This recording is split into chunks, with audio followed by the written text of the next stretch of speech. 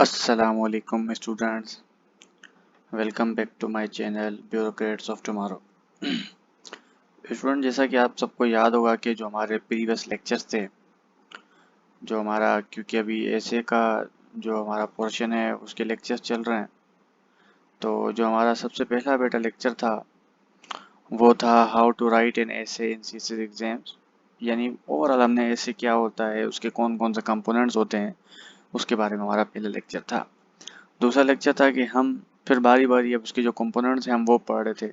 दूसरा लेक्चर था कि how to write a strong essay outline for CSS step by step guide, कि आप आउटलाइन किस तरह लिख सकते हैं। और जो हमारा तीसरा लेक्चर था वो था बेटा how to write an introductory paragraph for CSS essay.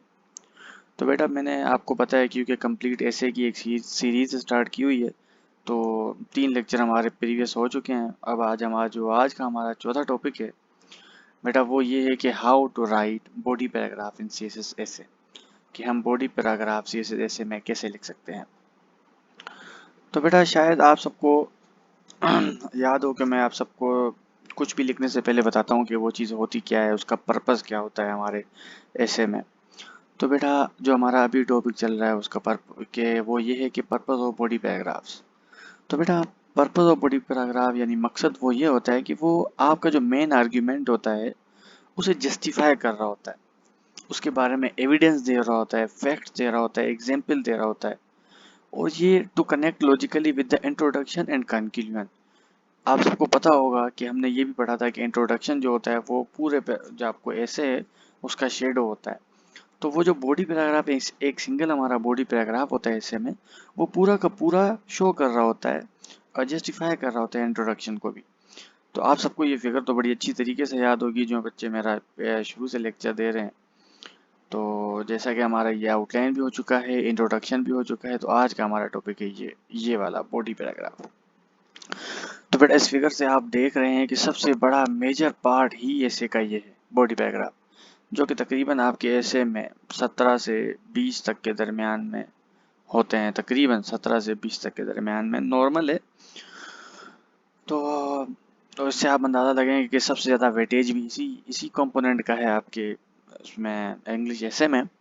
तो आज हम ये सीखेंगे कि ये बॉडी पैराग्राफ होता क्या है, किस तरह लिख सकते हैं आप ये अच्छे से अच्छा है स्ट्रॉन्ग बॉडी पैराग्राफ। तो बेटा सबसे पहले आपको एक टॉपिक सेंटेंस से स्टार्ट करना है। यानी जिस तरह बेटा पूरे ऐसे का एक इंट्रोडक्शन होता है, एक बॉडी होती है और दूसरा उसका कंक्लूडिंग होता है, इसी तरह ही बेटा एक बॉडी पैराग्राफ का भी एक टॉपिक सेंटेंस होता है और एक बॉडी होती है, जो ये दोनों फैक्ट्स मिलके बनाते हैं, और एक लास्ट कंक्लूडिंग सेंटेंस होता है। सेम वही स्ट्रक्चर फॉलो हो रहा है बेटा। टॉपिक सेंटेंस में आप मेन आइडिया को बताओगे जो जो उस पैराग्राफ में बता रहे हो, और जो आगे बॉडी में उसी आइडिया के साथ आप जो रीजनिंग दे रहे हो वो बताओगे। और नंबर थर्ड उसके जो आपने आइडिया उस पैराग्राफ में बता रहे हो उसे जस्टिफाई करने के लिए कोई एविडेंस दोगे, एग्जाम्पल दोगे।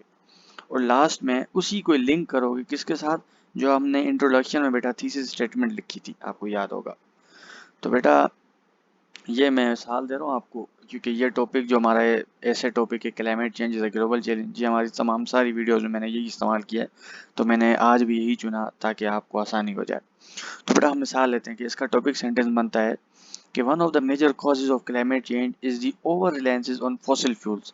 अब हम इस पूरे बॉडी पैराग्राफ में सिर्फ और सिर्फ फॉसिल फ्यूल्स पे बात करेंगे। अब देखना मैंने इसकी बॉडी किस तरह बनाई है। These fuels release greenhouse gases, trapping heat in the atmosphere। फिर इसी को मैंने एविडेंस दे दिया, जस्टिफाई कर रहा हूँ, इसी जो मैंने एक्सप्लेनेशन दी है ना बेटा उसी को justify. According to UN CO2 emission increased by 60% in the last 3 decades।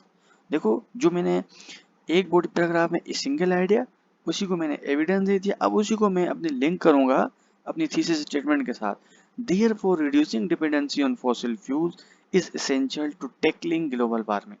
देखो बेटा अब देखो ये कंप्लीट एक बॉडी पैराग्राफ बन गया। ये वही के वही सेंटेंस है, चारों 5 सेंटेंस जो हमने पूरे बनाए, देखो ये पूरा कंप्लीट पैराग्राफ बन गया। इजीली बेटा आप अगर एक पैराग्राफ ये बनाना सीख लेते हो तो आप ऐसे 10 पैराग्राफ भी बना सकते हो, ऐसे 15 पैराग्राफ भी बना सकते हो। और जिस दिन आपको इस तरह छोटे छोटे पैराग्राफ लिखने आ गए तो आप ऐसे भी लिख सकते हो बेटा। तो अभी जो मेरा लास्ट वन आपको मैं ये टिप्स देता हूँ कि हमेशा अपने ईच पैराग्राफ को ओनली वन आइडिया पे ही रखो। ऐसा ना हो कि आपने फॉसिल फ्यूल्स की बात कर रही तो दूसरा आपने कोई और क्या कहते हैं कि आइडिया उठा लिया।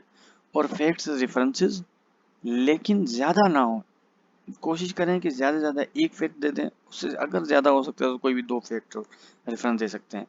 और ट्रांजिशन होनी चाहिए आपकी पैराग्राफ के दरमियान। और लास्ट में आपको में बैलेंस रखना है, ऐसा ना हो कि आपने एक पैराग्राफ लिख दिया कोई 30 सेंटेंस का, 23 से लेकर 30 सेंटेंस का, और दूसरा लिख रहे हो आप 5 सेंटेंस का। इस तरह नहीं होगा बेटा, आपको अपना जो बॉडी वेटेज उसका रखना है वो बराबर रखना है बेटा।